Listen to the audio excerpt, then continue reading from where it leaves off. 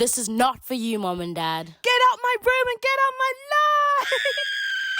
What's up? Salam. I'm Sam. I'm Amira. Welcome to Girl, What's Wrong?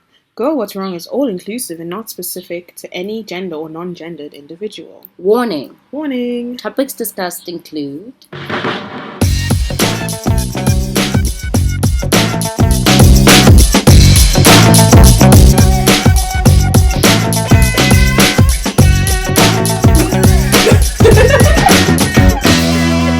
Guys, it's here. It's finally here. Finally here. Finally here. Everything we've been waiting for. Everything. Episode 1. Episode one. I'm so jealous of the glass, actually. You are? Yes. It looks so good. Anyway.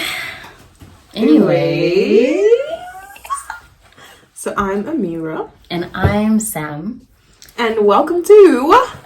Girl, what's wrong? We did not practice that. We did not practice that. Was that. On the that spot was perfection. On the spot perfection. Okay, so... Okay. Do you want to tell me tell us about yourself? A little quick intro. Well, I am Sipo Sam, as I've already said. Yes. I am a student at Stellenbosch University. I am also an aspiring actress and a musician. Ooh. What instruments would that be? Vocal. My vocal cords are my instruments. That is an actual instrument. Yep. Love that for you. Yeah. Honestly, I also sing. You know, we have a cute little... Check out our TikTok. We have some singing there. You guys can check that out. We do. We have some... It was more for fun. But it was for fun. But, you know, we could get into professionals if you guys support us. Mm-hmm. We could do that for sure. Mm-hmm. So, yes, I'm Amira. I'm also a student, University of Western Cape. I'm Muslim, as you guys can probably tell. I converted just this year, so I'm still very new, very ready to learn more. That's a little cute intro about myself. Cool. Yes. Cute. Thank you. So we have a pretty action-packed first episode planned out. Very action-packed. For our first segment, what we're going to be doing is, well, you can already tell from our title, but we're going to be deconstructing these words that we sort of play around with in society, you know. We call them, well, their psychology name, their term is defense mechanisms, but we're filming! So, for segment 1, what we're going to be doing is deconstructing all these terms that we use in society so loosely, you know, words like gaslighting, projection, regression, etc. Stay tuned. So, the name in psychology is actually defense mechanisms, which I'm sure we've all heard, but haven't made quite the connection from gaslighting to defense mechanisms.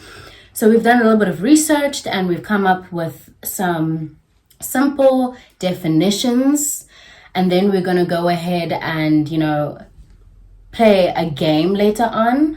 We're going to pick one of the defense mechanisms, and then we're going to have to come up with a story that we think reflects that, and then we're going to deconstruct signs on, is that really actually the defense mechanism, or is it you know, that doesn't actually understand the real definition? Is it you that doesn't understand the real definition? Are you using it just loosely without actually knowing what it means? Are you the gaslighter? Are you projecting? Anyway, so there's going to be lots of that. Lots of deconstructing. Yeah, so it's going to be fun, but also very educative. Yep. Yes. So shall we begin? Let's begin. Segment 1. Segment 1. First episode, segment 1. Okay, so... Boobs are so loose. I'm so freaking... Anyway. Literally, I'm like dying. Okay. So, we each have 5, and we're going to explain it one by one. Okay.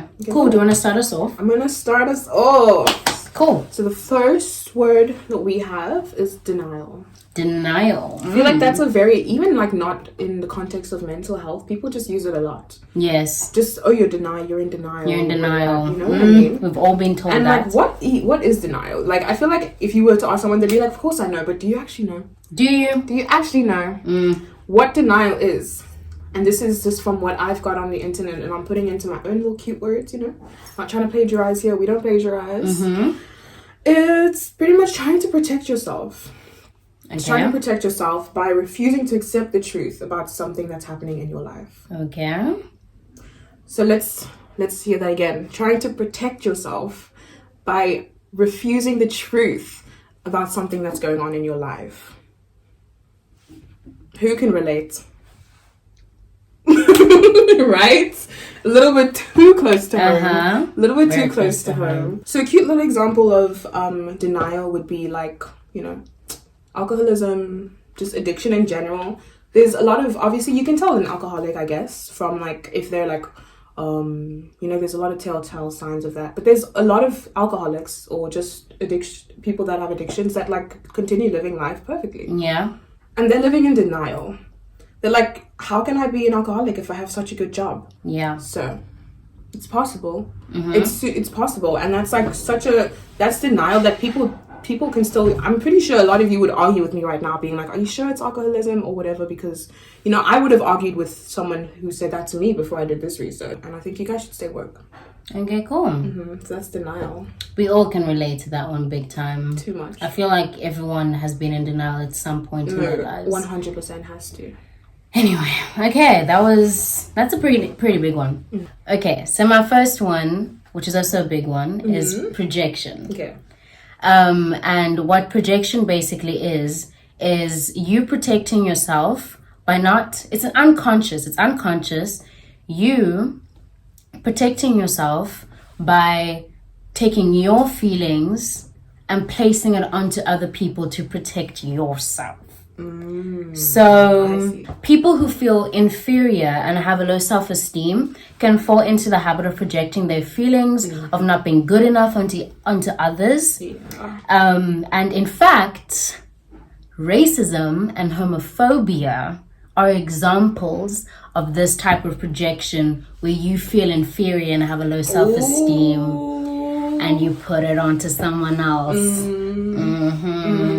Didn't know that. Stay woke. Did not stay woke. Stay woke. Stay woke out in these streets. Folks. On these streets, some educated folk will find you. That's crazy. I mean, honestly, I can so relate to that homophobia. Like, I mean, it's the ones that are like the most homophobic that are low-key homosexuals. Literally. Like, or are unclear about their own sexuality. Yeah, you know? just... Yeah. Yeah, 100%. So thank you for that one. My next one I'm going to discuss is displacement. Yeah. So pretty much it's obviously to do with placement, as you guys can tell in the name. It's when a person redirects negative emotions from its original source to a less threatening recipient. Okay. Can you explain that a little bit? Okay, let me break it down for you. So if it's when someone, if you're not feeling the greatest, so if you're feeling a negative emotion, and you don't want to actually deal with that, so you put all of that negativity into something else that you feel can like maybe take it better. So for example, it's clearly, you know, a clear sign of abuse. People do it all the time. Men, they had a horrible day at work. Okay, maybe not men, guys, sorry, just people. People. You have a horrible day at work, right? You come home and you put it all on your family. Okay. So you're not enjoying work, and you're not telling your manager, you're not doing anything about the actual thing. You're putting it onto something else that you think is easier to deal with, you know. So you're just like, you know what? Rather than having to talk to my boss and having to tell him that I'm not enjoying it and try to rearrange something else, I'm just gonna abuse my family. Okay. Or I'm just gonna like drink myself to freaking whatever every night or whatever, you know. So it's redirecting your negative feelings onto something else. And I feel like people do that a lot, sometimes consciously, sometimes subconsciously. Yeah. Stay woke with the actions, guys. Honestly, message of the episode is stay woke in these streets. Yep. Stay working on your strength. Displacement's got a little cute link to gaslighting actually. Yeah. Oh. Yeah. Yeah. It's got a little cute link. And what it is pretty much, it's manipulating a person by forcing them to question their thoughts, memories, and everything that happened around them. So I feel like the way that this could be connected to displacement is, as I said, with that whole like toxic family situation that I brought up. Misplaced. Yeah. The guy, the husband, couldn't also. Why do I keep on using men? Guys, I'm so sorry. But just the person that was. Maybe you've got some repressed. Stay tuned for the next episode because I'm sure it'll come out. Stay tuned for the next episodes, guys, because some stuff is gonna come out for sure. As to why I keep on linking it to men. Because obviously women are perfect. Nope. We do not enforce that. We don't enforce that type of thinking. Yeah. But yeah, so gaslighting is manipulating someone by forcing them to question what happened. If your boyfriend maybe cheated on you with me, okay, and you kind of suspect that, he'll be like, no, what do you mean? Like, she's your best friend. Like, I'm your boyfriend. I wouldn't, and he did it. Like, he did it. Like, it's literally like making you question your reality. Yeah, literally making you like, wait, what? But you saw it. Like, you maybe if it was like, I've heard a lot of like my friends in like the past with like parties and stuff. Like, you were drinking or whatever, you weren't in your whole sobriety state of mind. Yeah. So then they'll be like, you were just drunk. Like, that didn't happen. You didn't see that. You didn't hear that. You were just drunk, Mm-hmm. Or whatever that may be. And that's just like, that's gaslighting, guys. So my next one is repression. Nice, cute little. That's not like depression, doesn't it? Can cause depression, I'm sure. I'm sure. So repression is something else that is unconscious. Okay. It's the unconscious blocking of unpleasant emotions or impulses and memories and thoughts from your conscious mind. Ooh. Yeah. Okay. So it's introduced actually by Sigmund Freud, who is a psychologist, as the purpose of this defense mechanism is to try to minimize feelings of guilt or anxiety. So putting that in like simpler like wording or terms, it's it's basically like you don't want to feel guilty, or you don't want to think about something that's really pressing you, or let's say you have to apologize to someone for something you did extremely wrong, or it's really like putting it at the back of your mind, and it's literally like your brain, and it is unconscious, we don't try, it's just a defense mechanism. We take this feeling of guilt or anxiety, and our brain literally packs it away. Avoidance to the max. Avoids it to the max. Like to the max, where it's not even your choice, your mind decided that for you. For protection. And another thing I should point out is that repression should not be confused for suppression. Okay. They're different. And this is their difference. So, where repression involves unconsciously blocking unwanted thoughts or impulses, suppression is entirely voluntary. Suppression is something you choose. So you choose and you know it. Exactly. You're aware of it. Specifically, suppression is deliberately trying to forget or not think about painful or unwanted thoughts.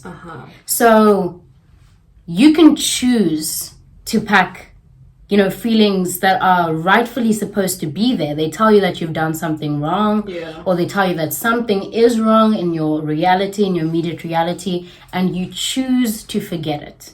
And in suppression, you can then go on to other defense mechanisms, such as you could then drink, or you could party or hang out with people that you're not supposed to hang out with, just to suppress that feeling of guilt or pain or anxiety. Not the same thing. Not the same thing. Okay. You learn something new every day. Okay. All right. Let me move on.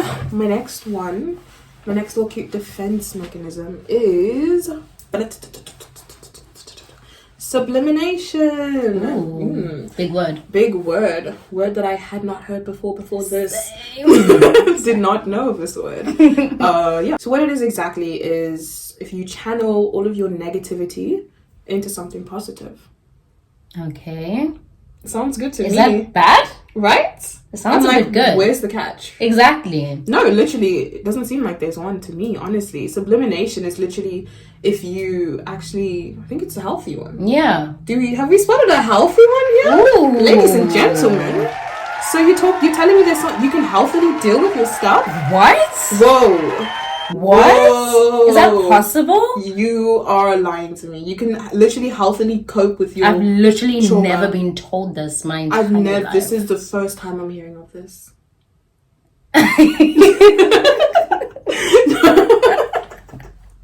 So, for example, a cute little healthy coping mechanism that is under sublimination is if you're angry and you don't beat people up. What? Use this anger and you go for a run or something. You know, well, for like anger management or just in general, if you have anxiety, you know what you diary, you write in your diary instead of doing something unhealthy. You use everything and you channel all of this negative emotion. I think it can also be translated into like art and stuff, you know? Yeah. Like if you are like really going through a lot of beautiful poetry, paintings. Okay. So you're putting all of this negative emotion into something that's actually productive and it's positive. Yeah. Huh. So I think art could be a huge form of sublimination. Yeah. You know? Cool. Any form of it. Cool. Yeah. Thank you for the positive one. No, yeah. We needed a little break there from all the... We needed a little break, honestly. Starting to feel depressed. Yeah. Okay. So my next one is regression. Mm-hmm. Regression. These sound a little bit similar. Not repression. Not repression. Not suppression. Regression. Okay. So regression is a return to earlier stages of development and abandoned forms of gratification belonging to them, prompted by dangers or conflicts that arise at a later stage. Okay. So that was pretty mouthy. Mouthy is, yeah. What it basically is things that have happened to you in your childhood that, you know, like a lack of something in your childhood that then comes back in later stages of life. And then it's sort of like, have you guys heard that whole thing that you sort of stop aging at your last, you know, at the age you were at when you were most traumatized, that sort of thing. Yeah. So it's sort of like if you were a young kid, you know, where something traumatic happened to you, you sort of get stuck in that state, and you can go back to that state when you're in danger at a later stage, so people can then, you know, wait. You know what this is speaking to me though?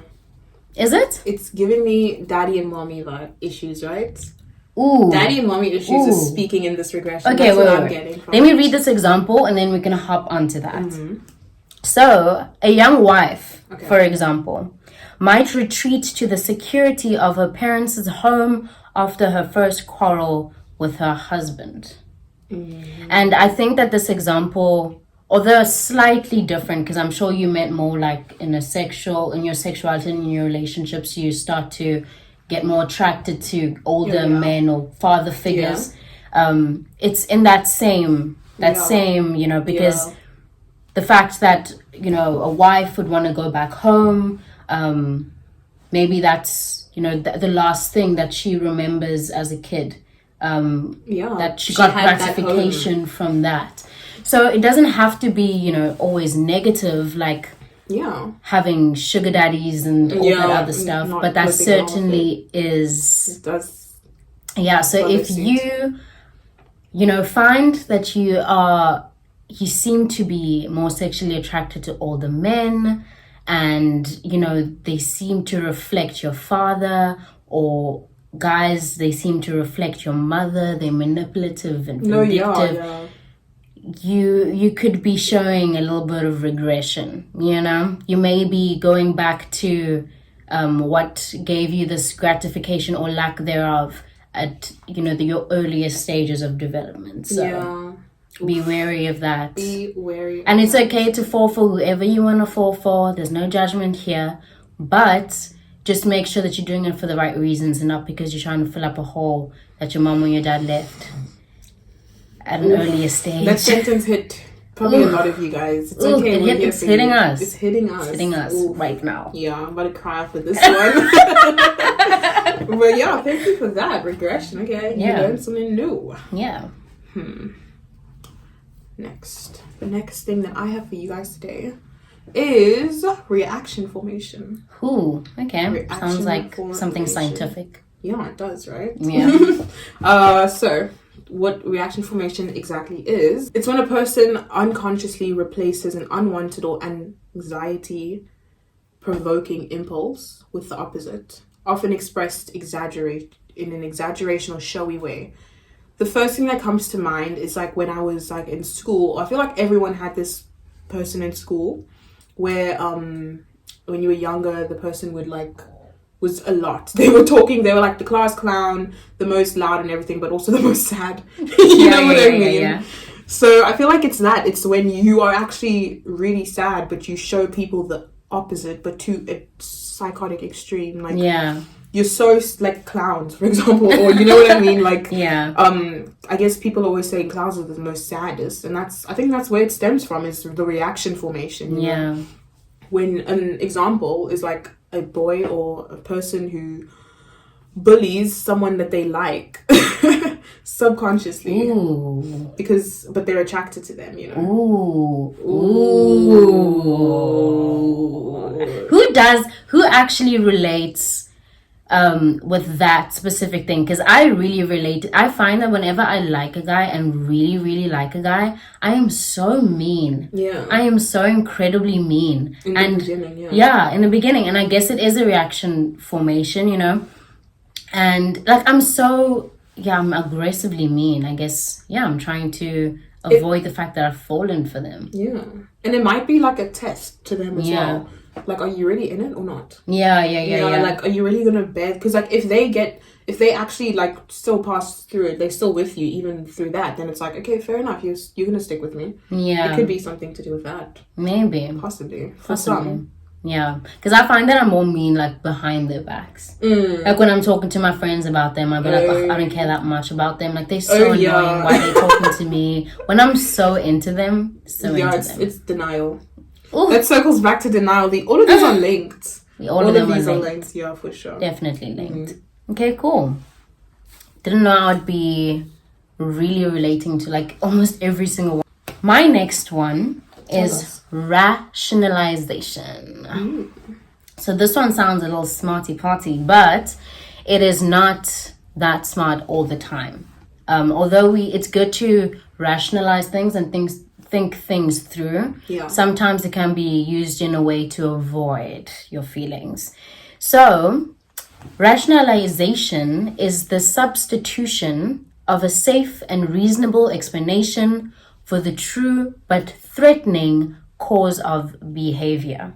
So basically, rationalization is an attempt to logically justify immoral or generally unacceptable behavior. So relatable. So we do things like, let's say someone says something and it touches us in a certain way and we just block them. Right? We just block them and we rationalize that I don't need that person in my life. They make me feel negative in that space. And I don't like feeling negative and I don't need to feel negative, and thus I block them. So that sounds sound. We're going through a level of deduction that's like, to make us feel better. I've thought this through. I thought this through. This person made me feel negative. I don't need negative energy, so therefore I'm blocking them. It's 2 + 2 is 4. And 5 was it? But 5 is If 2 + 2 is 4, right? And 5 + 5 is 10. Okay. What the fuck is this? Anyway, So you've deduced your reasons as to why, but it's actually just to justify your unjustifiable behavior. You shouldn't have blocked them. You should have spoken to them, told them that, like, asked them, what do you mean? Yeah. Told them, communicated that this made me feel some type of way. Yeah. That's basically what rationalization is. It is good to think things through. Yeah, obviously. But with what intention? You know what? When you were reading that out, I literally, the first thing that came to my mind was, I think it was in 2016, that whole YOLO thing. YOLO! YOLO. It's just like, oh yeah, should I snort this coke? YOLO! You know what I mean? Yep. And like, rationally, when you think, you do only live once. Yeah. You literally live once. You only live once. But it's like, okay, well, you're going to end up staying with that attitude type of thing. Yeah. Literally. You know, that's definitely some for sure rationalism. We all went through that. Don't tell me you never said YOLO in your life. Look me in the eyes. Don't tell me you never said YOLO in your life. Exactly. Yeah. Unless they were born like yesterday. I've never heard of YOLO. I'm these 2000s. I'm a 2000. Bro, I'm literally 2000. Oh, sorry. And I'm literally like a December 99. You just missed 2000. Yeah, and I'm just like, I'm a 2000. No. Yeah. So, what's your next one? my next one is compartmentalization. Ooh. That has about like the whole alphabet in it. It's so long. Yeah, I literally stay in the States. No, right? Explain it to me. What is it? Explain it? Let me do that for you. Compartmentalization is pretty much where someone compresses their thoughts or emotions, and it's not always done consciously. Yeah. So, how I feel like this... Okay, an example I could give is people who are going through, like... People who have problems at home and they don't bring it to work, and vice versa. So, it's pretty much the opposite of one of the things... what I mentioned earlier, because this was that displacement, the one where the person comes home and they had a bad day at work. Yes, I'm learning. Displacement, indeed. So the opposite of displacement is compartmentalization, but it doesn't necessarily mean it's good. Okay. Because it also can tie back into avoidance, right? So you have a problem at home. Or, I mean, I could relate to that with school. You know, I had, like, problems at home or vice versa at school. And I'd come home, my parents would be like, how was school? It was good. Yeah. You know what I mean? So, I'm not lashing out at my parents, but I'm not dealing with it. Yeah. I'm just kind of avoiding it, and I'm just kind of compartmentalizing my my life in the sense of just like, okay, this is for this. And it can really, like... I feel like it could ruin things in a certain degree, because you can create like an image for yourself in certain things. You know, it's just like, oh, I can't hang out with this friend group because they know me as this, and I can't hang out with this friend group because they know me as this, and you're compartmentalizing yourself, and it's like people only get like bits and pieces of you. No one gets the full you. Ooh. So it can seem like, I mean, I guess I can see how it can be beneficial, but yeah, and I can also, something that rang in my head, something that I've actually been thinking about is this whole, why do I have 86 contacts that are restricted from seeing my status? No, for real. Why? What version of myself am I giving these people if they can't see me half of the time being who I actually... Why are they restricted from more than half of who I am? No, literally. Why are they in my life if they're restricted from seeing me? I'm definitely compartmentalizing. No. Definitely. No, I also can... I mean, you guys have to as well. With family and friends, what you show your family and friends, that in itself is compartmentalization. Yeah. It can be healthy, but if there's like a trauma also linked to that, then it's not healthy. Yeah. Because loved ones need to know. I mean, is it healthy? I mean, although I know like there's certain aspects of us I know that there's stuff that we don't want our parents to know, but of course. Should they not know? Yeah. Should we hide? But like, why? Exactly. You know, I'm not saying it's wrong or right. I'm just saying like, why though? I think it's because like, obviously if it just comes to like legality of it all, like You can't drink at 14 years Right, old. right. But So it is hiding to protect yourself. So it is to protect yourself. Okay. To protect yourself, I guess, to always maybe be in their good books. You don't want to be the kid that does this or whatever. Yeah. And you always... So should you be doing it if you don't want certain people in your life to know? That's the thing. But I also... Is it even healthy to tell your parents everything? Is that healthy? That's the thing. I'm not saying this is right or wrong. That's also I'm just questioning it. I'm also questioning it. Because it's like, whoa, that's a good point as well. Because sometimes, because I had a friend who was like besties with her mom, and I don't know if that's like, if it was that good. Yeah. You know? Yeah. Like how close they were. It was kind of like a codependency to vibes, you know?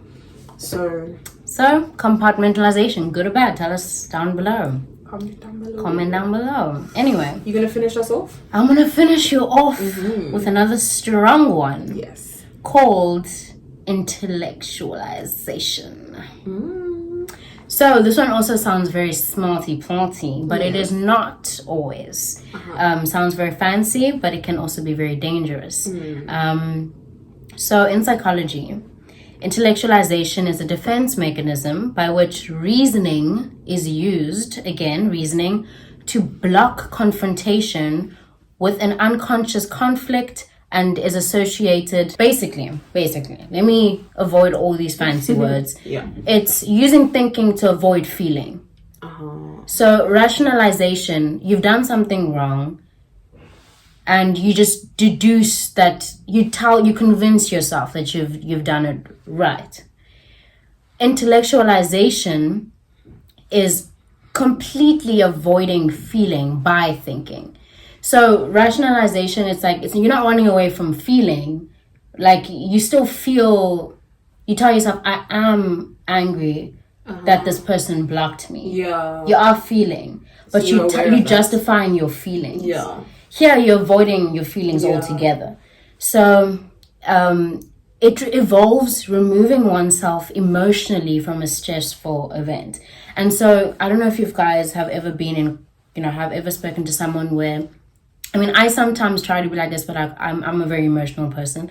But some people something stressful just happened. Yeah. Very stressful. Like, we all know, someone just died right in front of us. It's stressful. Yeah. And someone's just like, okay, so this is what we're going to do. We're going to do that. And that, literally. And that, and that, and that, and that. Literally, like... But it's like, wait, sir. Someone just died in front of us. No, literally. To be fair enough, I always try to be that one. Like, I'm always like, lol, but it actually did hit me. It's not like I didn't. It hit. That's more like a rationalization. That's more like, I am feeling this, but let's feel something else. Yeah, you know what I mean? Exactly. Intellectualization is just no emotions whatsoever, completely cold-blooded. Shout out to my Virgos. I don't know anything about that. I will take your word for it. But it's just cold-bloodedly saying, I'm not going to deal with my emotions right now. And sometimes, and for some, I will say, some of these defense mechanisms, or all of these defense mechanisms, are useful in different situations. Yeah. All defense mechanisms are. Intellectualization, there's bosses, I can think of jobs where having this defense mechanism is very helpful. Yeah. I don't want a doctor to start crying. Like, stop crying. Like, okay, pull yourself together. Pull yourself together, bro. Yeah. So, defense mechanisms aren't a bad thing. And actually, I've got a definition here of defense mechanism. Yes. So, defense mechanism is any group of mental processes that enables the mind to reach compromise solutions to conflicts that people are unable to resolve. Okay, that makes so much sense. So the process is usually unconscious, and the compromise generally involves concealing from oneself internal drives or feelings that threaten to lower self-esteem or provoke anxiety. Yeah. So they aren't bad. They're mental processes that are needed to form solutions, how to compromise in compromising situations. Because it's either you have a defense mechanism or you get into a low self-esteem and provoke anxiety, you know? Yeah. So it's those two extremes. You need a defense mechanism. Defense mechanisms can be good. All of them can be useful. It's just how you use it and with what intention. Yeah. Because intellectualization could be useful to you, but not to me. It also depends on the person, you know? What's the intention? Yeah. What's the intention? Exactly. If it's to help someone, then kudos. Yeah. Sounds like a good solution. As long as you get back to compromise. you don't just literally never deal with what just happened. You need to get back to it and deal with it. Defense mechanisms, I feel like, also are short term. It's also like it can be a short term relief, not a long term. Short term. They are still characterized as compromises. Yeah. You know, it's not something that you're going to hold on to forever. You need to obviously adjust to the compromise according to the situation. Exactly. Mm. But yeah. Yeah, so that's the end of our first segment. Defense mechanism. Defense mechanism. So our next segment is a game that we have not come up with a name We have not. for. What?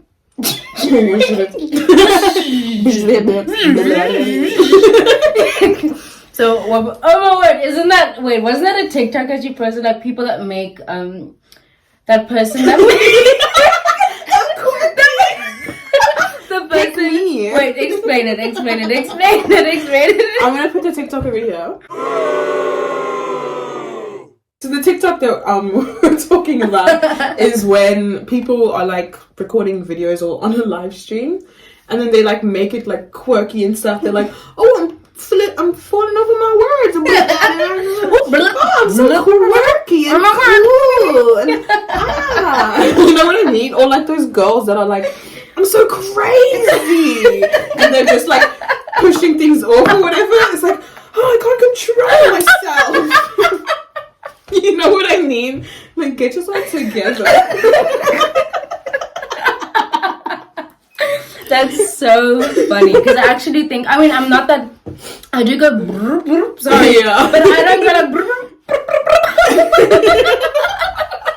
I'm so stupid. I'm so quirky.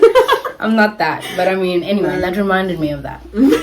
So our next segment is going to be a game that has no name and that rhymed. So basically, we put all the defense mechanisms here. We can't see them. And we're going to take one out. And the person has to come up with a story that we think links to that defense mechanism. And then we're going to dissect whether that is truthfully that defense mechanism or if they've got the definition wrong. And in that, we're going to, pick out what society, what we get wrong in society in terms of defining these things and actually seeing whether that is in fact it, or if it's another defense mechanism or not a defense mechanism at all. So let's get it going. Want to go first? Alrighty. Okay. I'll do the honors. All right.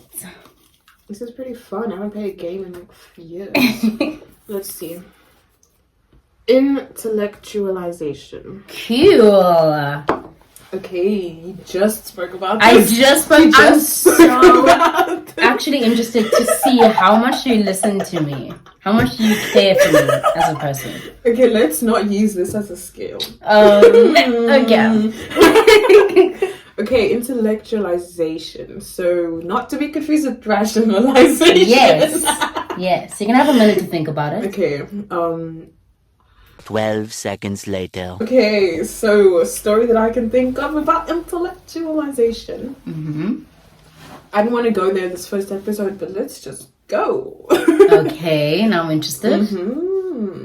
So, it was a cold and dark evening. Okay. In 2019.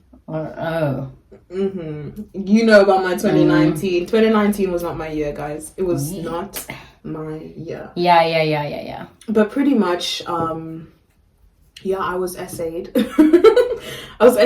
And when it happened, the way that I dealt with that was just a little bit for sure, a lot of defense mechanisms, you know, for sure. Okay. So what exactly happened was, of course, the essay happened, and then it happened in the night, and then I got home, and I literally continued living my life. Yeah. Like nothing happened. I told everyone, but I also told no one. Yeah. I told everybody that was a nobody to me, but not anyone that I actually, you know. Yeah. I mean, I'm pretty sure, I don't remember if I told you. On the I don't day? remember if I think you told me the day after. I don't, possibly. Maybe. But yeah, I really, honestly, and a lot of people that I actually told were like, they didn't believe me because of the way that I was speaking about it. I was talking about it as like it was like I was really disconnected to it, which I think ties in with the intellectualization. I think it has something to do with not being connected with it, not connecting to something feeling wise. Yeah, more so thought wise, you know. Yeah. So using reason instead of feeling about it. Like this just happened. Yeah. So I was just like, yeah. So that just happened, and now this is happening, and this is happening, and I wasn't necessarily thinking, how do I feel about it? Yeah. You know what I mean? And like, my body was trying to let me know, but I couldn't connect to it. You know, I literally was trying to just think everything through, and like for the first month that it happened, like a month after it happened, I didn't even think it happened. Yeah. You know, I really wasn't even convinced. I was using my intellect, I feel, to convince myself that it didn't happen because I was a virgin, and I just didn't think it happened. I was convincing myself it didn't happen by saying like, I mean, I'm too tight. I'm like, it didn't happen, you know, like because I didn't remember it. I didn't remember the actual event. I just remember the before and after of it, but not the duration of it. So I really was under the impression. You like also like inspected yourself physiologically, and you were like, nope, can't be a thing because. I mean, I woke up the next morning when I woke up, I was sore, okay, but I think that also gave me like, yeah, he tried. But because I also remember you explaining it that way. I truly was 100% under the impression that that's what happened. Yeah. 100%. Yeah. Until other things happened, and then I was like, okay, you definitely did yes. essayed. So I don't know. What do you think about that intellectualization? I feel like it has some aspects, maybe not fully. Maybe let's inspect it. So. I'm going to, let's inspect your story. Let's see if it's actually intellectualization. So, you guys can also use this as a way to see if you're also using intellectualization as a defense mechanism. So there are three consequences of intellectualizing your emotions. So we'll put up the definition again. Yeah. Because we know you guys weren't listening. Yeah. So, consequence 1, lack of emotional clarity. So did you feel after the essay, like when you were using this defense mechanism, that I think you had a lack of emotional clarity? There was a disconnect. There was, yeah. A clear sign is avoiding the language to explain exactly what happened to you. So, I don't want to... like not using the words R word, essay, harassment, not using those words, you know, can be a clear sign that you're actually intellectualizing.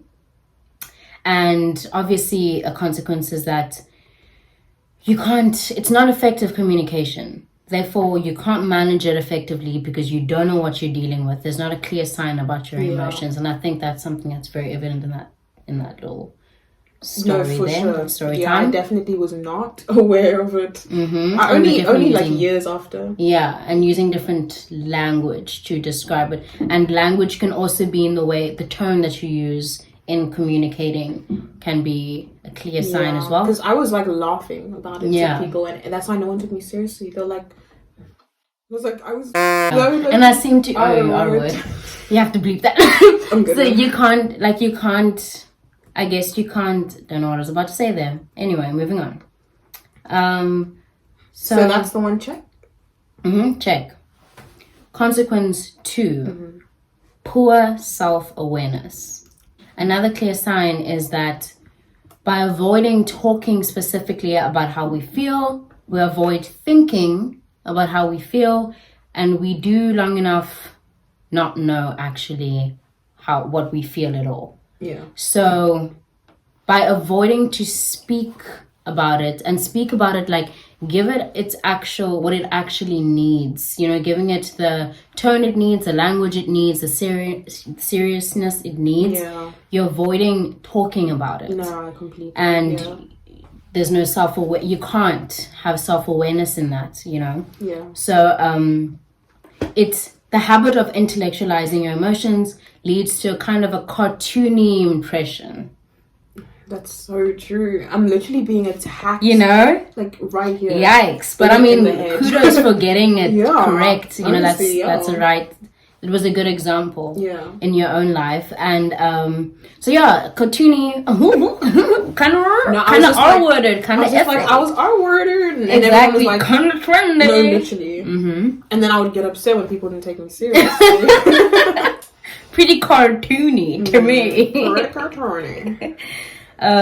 So yeah, that's really an accurate picture of something as complex and as nuanced as a human being's emotional life. So tick. And the third consequence, which actually ties into you feeling upset that people didn't then take you seriously, isolation and alienation. So a downside to being stuck in this habit of intellectualizing is obviously how isolating it feels. Because no one quite understands how you feel, because you don't quite understand how you feel. This is honestly way too hitting me. Whoa, on the head. Hit the nail on the head. Yep. So you don't know how to present if you're not presenting it properly, but then you're expecting people to handle it with the level of seriousness that you know you want, you know, subconsciously or even consciously, you know, but you're just not presenting it in a way that's vulnerable and real. And even when people did be serious, I'm pretty sure you were pretty serious about it. Yeah. Because probably because of your experience. When I told you, you were like, girl. Yeah. And then I was just like, don't need your energy. I don't need that energy. I need vibes. Yeah, vibes. Because you want to disconnect. Yeah. But then at the end of the day, when you're by yourself, you feel alienated and isolated. Yep. Because everyone that you have kept around you, that's sort of like justifying these feelings, these intellectualizations that you've, you know, made for yourself, a form of rationalizing that you've done. It ends up not being what you actually need. Yeah, that's it. That's intellectualization. Okay, well done. You got it. You won. Okay, my turn. It is your turn, and Z. I'm excited about this. My turn. Okay. Please be on my side. Okay. Is that the right way around? Reaction formation. Ooh! Formation. Reaction formation. Do I remember what this is? Do I? Do you? Okay. So, reaction formation.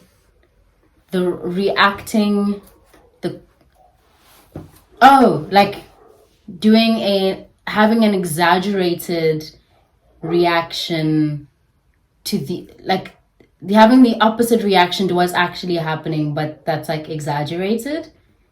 Possibly, I don't know. Okay, story time with reaction formation. Yikes, seems a bit tough.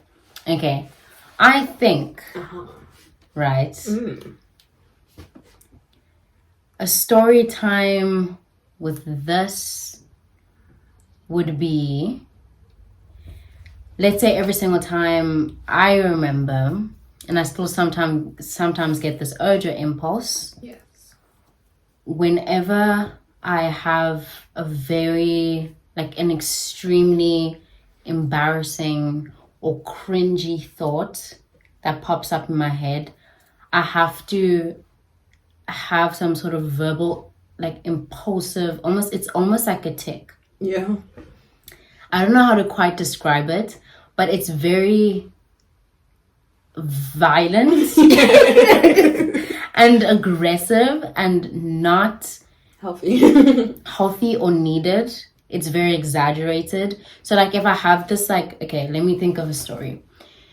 So something very embarrassing to me. Okay. So let's say, you know, I just need a second because I just forgot everything. No, that happened to me too. I was like, where are we? What are we doing? Who am I? What is this? I need a fat second, actually. Should we just call this whole podcast off? Let's call this whole thing off. Pack everything away. No, literally. Okay.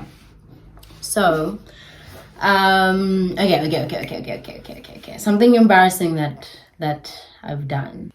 Okay. I remember something. What is very embarrassing? So I remember, actually this involves you. Ooh. So I remember this one time where I where I edited my waist in one of my pictures on Instagram at one point. Yeah. And this is the first, I don't edit my pictures. I do not edit my pictures. I do not. I mean, I add filters, but I don't, in terms of like body, it gives me body dysmorphia. No, I used to when I was younger a lot, but lately I don't do it. Obviously you find your angles and stuff, it's still a distortion of your body, but I don't edit my body anymore. But this one time I did, and I hadn't in a very long time, and you were like, you added a comment under my Instagram and you were like, you edited your waist or something. You're like, nice edit, girl, or something messed up like that. I do. You really did so that. Funny, guys. You did. I was so mad at you. You literally I did it. So like, why do you have to point it out? So you were like, nice edit, girl, on your waist or something. I was like, this is so messed up. So I got so incredibly embarrassed, and now I literally have like a form of like trauma connected with that, because like every single time, not real trauma, every single time I was just so morbidly embarrassed that like obviously I deleted that picture, and now every time I think of that and just thinking of you, like thinking of like how disgusting I am and like how low of a human being I am for like editing my waist, and you clearly noticing that, and like me knowing, like, you know, oh my word, I hope no one notices, and you did, and then you pointing it out for everyone. Just funny. Every single time I have that thought, like I have to either hit something or like I have to be like, oh, you're so stupid, like you're so stupid, you know what I mean? Like I have to express it in a very impulsive, exaggerated way. So I have to hit something, I have to say something, I have to like, so that I don't think of that actual emotion of it's just pure embarrassment. And I mean, it's warranted embarrassment.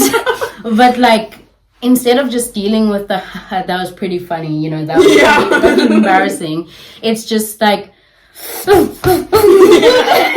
anything but that thought. It's just something impulsive and violent, and like, it's like a tick, almost. Anyway, so that's my little example. Honestly, that's so funny. I don't even remember that, but like I remember I was just so honest. I mean, I'm still very honest, but now at least I take it with a grain of salt. Like, I was so honest back then, and I was just like, "Lol, that's so funny." Oh my god, that's hilarious. Anyway, let's see though. Let's see. Is it really reaction formation or not? Tell me. Let me know. Or not. Tell me. Signs. So the signs begin as you're having difficulty relating to others or maintaining friendships. This is true. Mm-hmm. Literally, this is actually true, because with those impulsive feelings or like those violent Like, I think I even, like, literally thought of blocking you in that second. Yeah. Because I was just so embarrassed. Yeah. And, like, every time I felt like, because it was so exaggerated in my mind, I felt like I can't be your friend anymore, because now every time I see you, I'm going to be reminded of that event. No, literally. And, like, even though with you, I obviously forgot it instantly, I feel like with my other friends, where I feel so incredibly embarrassed, like, now recently I told my friend something that was very personal to me, and, like, we may not have that, like, we may not have touched on that aspect of our friendship, like, really getting into emotions and stuff like that. We like to laugh a lot, all my friends, really.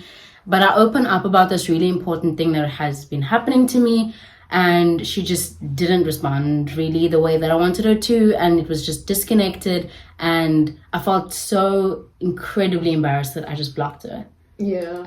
You know, so, like, because I had that, you're so stupid, why would you do that? Do you think embarrassed is a good word to describe that? I feel like it wasn't the embarrassment, or I don't know, what do you think? I think it was the embarrassment. embarrassment That caused me to block her, yes. That would have caused me to get upset, no. Okay. But what caused me to block her was the impulsive... Oh, because of what you think she thought of you? Yes, it was an incredible deep cringe. Because of how embarrassed I felt in that situation. Okay. To, like, actually, how stupid are you to think that someone's actually going to reach out and, like, you know, actually connect to what you're saying and actually want to help. And I just felt, obviously that's not rational, but in my head I really felt that. I feel like that, I mean, I feel like it could, well, I don't know, maybe I'm just also irrational. That sounds pretty rational to me. Yes, the thought of me wanting someone to reach out and to actually empathize as a human being, that's very rational. Yeah. Me blocking them because of that cringe, that was pretty irrational and exaggerating in my mind. Because I feel like if I had spoken to her even now, she would have been like, oh my God, I'm so sorry. Yeah, like I didn't know that. Yeah. I get you. Okay. Yeah. Okay, fair enough. Next, you often seem to argue with the people you care about the most. Okay. Yeah. Self-explanatory. Yeah. You try to control conversations. Do I? Maybe. I mean, blocking could be a form of control. Yes, it is, isn't it? It is, I think so. I would deem it as so. And literally every single time I do, actually, yeah. Every single time I have that cringe or that embarrassed, and I have it pretty often. Like, I used to actually have it so much that my muscles would hurt because every single time it's a spasm or tick. I don't know. I use tick, but obviously I'm not comparing it to, like, you know, Tourette's or anything like that. But it is a form of a tick. It's an impulse. It's something that my muscle does. I can't help it. Yeah. It's like a flood of emotions, and I have to, like, do something or, like, so I feel like I forgot what I was saying. We were talking about controlling conversations. You have to take every time something really hectic. Yeah, and every time something embarrassing happens, I want to block that person from my life. Yeah. Because of that one incident where I felt so just increasingly embarrassed. Yeah. So I think that's control for sure, because I don't want to feel that feeling again, you know. No. So. Yeah, I think that okay, spot on then. We have 3 more to go. You criticize.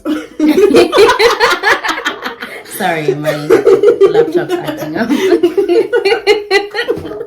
Look, shut up. You criticize others often, but feel like you are being criticized.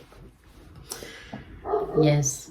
I was pretty critical of this friend, and I was pretty critical of you. Yeah. I was in that moment. Yeah. I was like, why would she do that? That's, like, embarrassing me. And even if you felt like, yeah, okay, I can see you've done that, why would you do that in front of everyone and not personally? Yeah. You know, like, but what I was actually, so I was incredibly angry at you, but at the same time, I was actually just incredibly angry at myself. And, like, this is the first time I'm hearing of this, guys. It's not like you brought it up. I literally ended up rationalizing that. Exactly. Actually, you're mad at yourself and not at her. You know? So, yeah. No, I get you. Okay, next. You feel like you need to respond to a minor gesture or look in your direction, even if the other person didn't say anything to you. What? Or really indicate that they were thinking anything maybe it's you take things too personal. I think that's what it means. Yeah. You take things personal and think that, and always think people are thinking negative of you. That's pretty much exactly what you've been saying. Yeah. So yeah, you put other people down to feel better about yourself. Ooh, maybe. I mean, you know what? Maybe not in that whole like, maybe not you know, external. you're fat, you whatever, you know, not that, but like definitely like, let's say me criticizing you as a friend in that situation. Yeah, like I wouldn't have done that. Yeah, like instead of calling it for what it is, and it was me doing something that made me feel stupid and you pointing it out, and then me putting you down as a friend, because I mean, even though I still feel like you could have done that in private. Yeah, I mean, obviously, yeah, fine, but that wasn't my problem in that situation. So it's like me, or let's say this friend now recently, me criticizing her whole friendship because of her not responding the way that I wanted her to in that one incident. So it could be to feel better about myself. Yeah. To feel better about me blocking her. Yeah. To being like, you know, she wasn't even da da da da da da da yeah. da da da da. And I definitely do that whenever someone gives me that embarrassing feeling. I kind of just want to cut them off because I feel just so like stupid around them. And that happens a lot also in relationships. When I start liking someone, like if I do something stupid, or if I say something stupid, or if I like fart and I know that they heard, like that makes me want to like break up with you or just disconnect from your life. Too. Like I'm just like, I'm gonna break up with you, not that I want to, but I feel like you don't need this. Like I just want to leave, because now every single time I remember that fart, I just want to kill myself. No, KMS. KMS. So it seems like you got, you know what? It seems like we were both right. It seems like that was it. That was a cute little. That was a cute game. Little first episode. I'm not doing that first one. The first one that I just did out. Cool. Anyway, okay, that was the end of that segment. We hope you guys enjoyed and you feel enriched and nourished with knowledge. Please go do your own research. We are not professionals. We're not psychologists. Even though I am studying psychology. I'm still not a psychologist. Go do your own research. Go learn before you use these terms. If you don't understand a word, don't just use it loosely. Do not, please. Words are very powerful. Especially after this podcast. You know a little bit more. Exactly. Yeah. So, now that we are ending off with that segment, we would like to do an advice segment, you know? We would like, Girl What's Wrong is, you know, not only about us, what's wrong with us in our lives, it's about what's wrong with you. We want to connect with you guys. We want you guys to give us questions. We want you guys to involve us with whatever you're worried about, or, you know, and we will dedicate this last segment to, or however long actually we would need. We could create a whole epised on it, you know, depending about your problems. Your problems matter, and they matter to us. They matter so much. Yes. And, you know, we have been through a lot mentally. We've been through psychologists, psychiatrists, clinics. We've been diagnosed with various things, and we would like to offer, you know, our experience. Yeah. And the rest we can go and do some research on. So if you have any questions, if you have any problems that you want us to discuss, please feel free to contact us. On our Instagram. Yes, on our Instagram. And if you don't feel like contacting us on Instagram, comment down below. We also look at our comments. Of course. So, yeah. Ending off. Girl.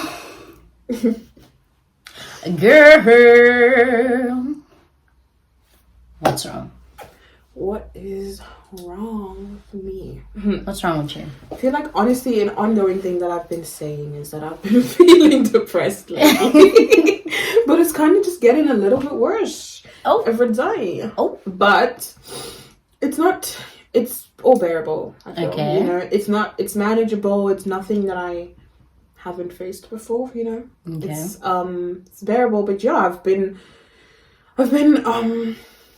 been feeling 100%. But you know what? I feel like it could be attributed to the weather. Yeah, seasonal depression is a thing. Seasonal depression, for sure. I think I 100% think so. Because, like,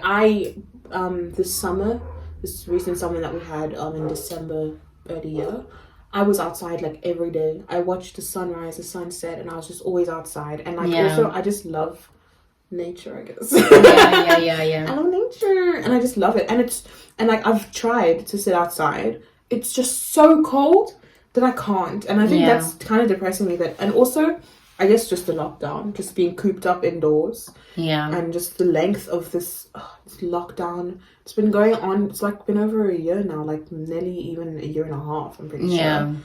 And like, I'm trying to go out. I'm trying to have fun.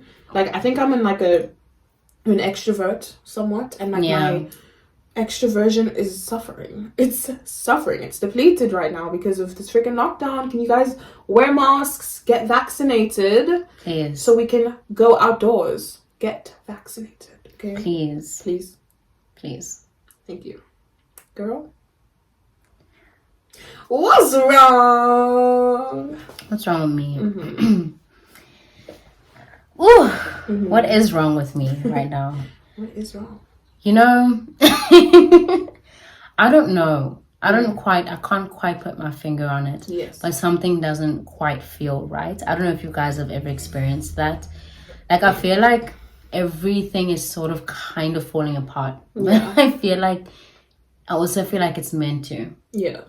I feel like there's a shift right now in my life where, you know, I'm no longer a kid anymore, and I just haven't quite fit right into these new shoes that I need to walk into, if that makes sense.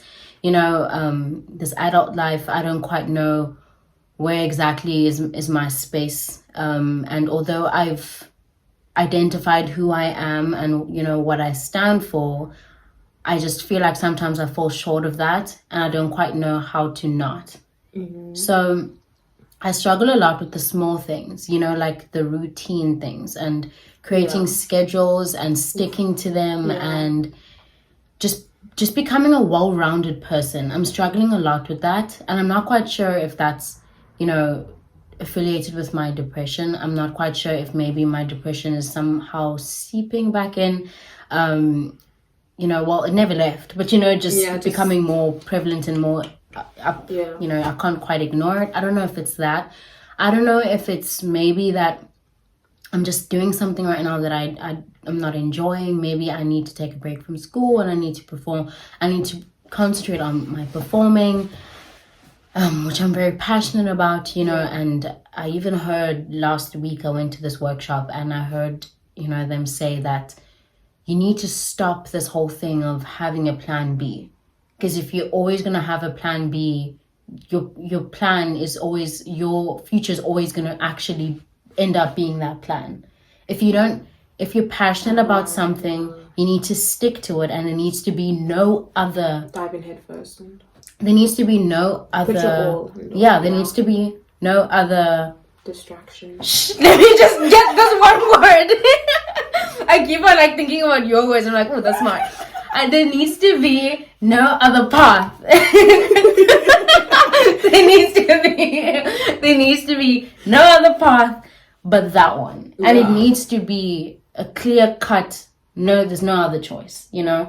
And those words really stuck to me, because like, I believe in them like with all of me, but at the same time, I do know that there's people that have given their all to being an artist and they've ended up being homeless and, you know, left with nothing, and they ended up having to actually anyway go back to school, you know? So I know our lives aren't written in stone, and I know that our dreams, you know, they may be our dreams, but there's a chance that we'll never be able to touch them, or not quite the way that we were expecting to.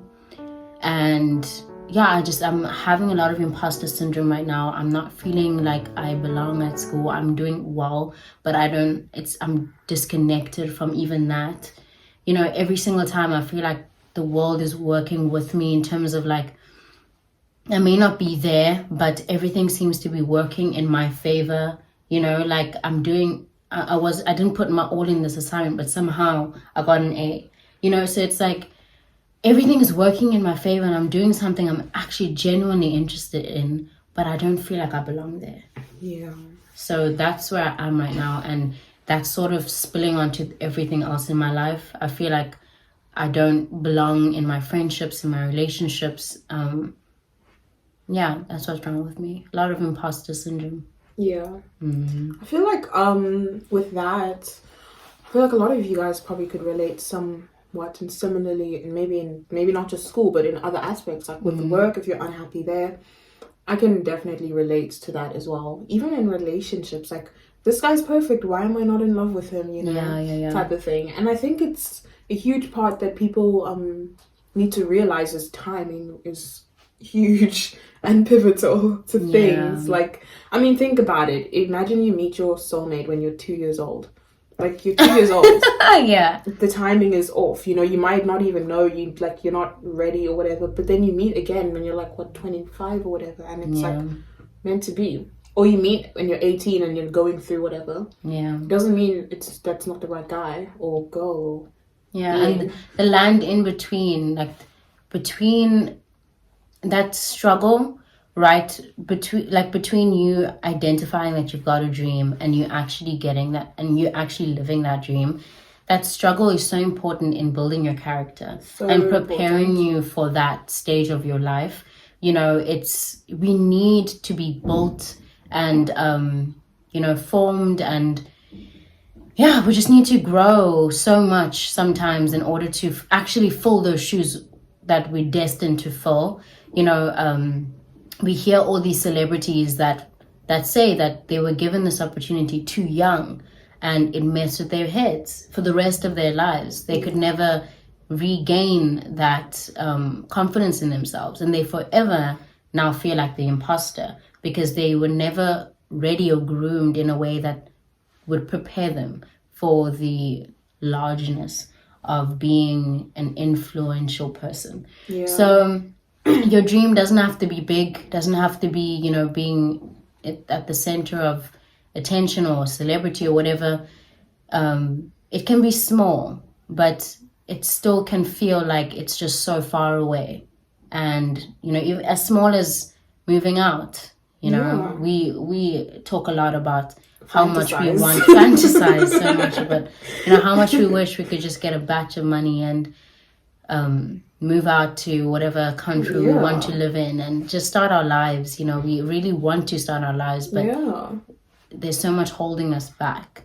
And don't hate this time of you being held back. Speak to the people that are there, that are living your dreams. You'll find that they actually miss the struggle because it's even more difficult maintaining and sustaining. So, be woke, take care of your minds, introspect, be aware of your defense mechanisms, deal, ask. You're never alone. You're never alone. And don't forget to ask other people what's wrong. When you say, how are you? Mean it. Words, like we said earlier on, words are so powerful and they can change people's lives. So ask them what's wrong. Literally just that itself, just asking what's wrong, or maybe don't phrase it like what's wrong. What's wrong with just you? Like, you're kind of cuckoo. You're a little bit sick. Just be like, is everything good? Or are you good? Or you know what I mean? Like, or just mean, how are you? I mean it. How are you is fine. Like, just mean it. If you answer truthfully, they will answer truthfully. You mean like, how are you? Good in you. How are you though? Answer the person's question. I'm alright. Could be better. Could be better. Be vulnerable. And then why? Talk about things with obviously people that you love and care about and can trust. But never stay silent in your burdens. You're never alone. Yeah. Mm-hmm. And that's one thing we want you to learn from this podcast is that you're never alone. This is all about your emotions and your mental and your systems, and they're all valid. Cool. However you're feeling is okay. Okay, bye. Okay, bye. Bye. That's that. Thank you for watching the first episode. We're gonna be vibing.